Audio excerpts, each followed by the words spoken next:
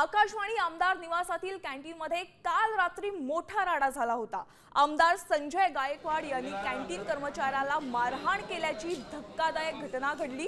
गायकवाडांनी canteen कर्मचाऱ्याला bouquet लगावले। या प्रकरणाने राजकीय वर्तुळात खळबळ उडाली असून गायकवाड पुन्हा एकदा वादाच्या भोवऱ्यात सापडले।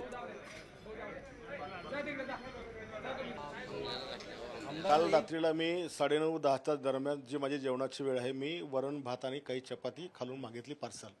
मी सहसा कुठे बाहेर जेवायला जात नाही, मला इथे जेवायला आवडतं।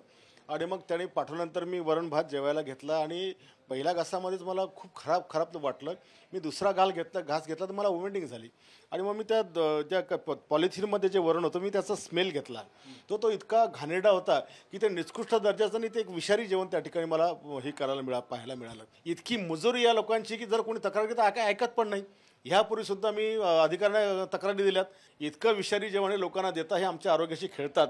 आणि म्हणून रात्री मी त्यांना जाब विचारला, त्यांनी कबुली दिली की आम्ही आमच्याकडचं हे वरण जे काही जेवण आहे हे खूप घाणेरडं आहे आणि म्हणून मग मी त्यांना चाप दिला। तर आमदार निवासाच्या कॅन्टीनमध्ये नेमका काय प्रकार घडला पाहुयात ग्राफिक्सच्या माध्यमातून। आमदार निवास कॅन्टीनमध्ये संजय गायकवाडांचा मोठा राडा आपल्याला पाहायला मिळाला। कॅन्टीनमध्ये कर्मचाऱ्याला आमदार गायकवाडांनी मारहाण केली। कॅन्टीन कर्मचाऱ्याला गायकवाडांनी थेट बुक्क्यांनी मारहाण केली आहे।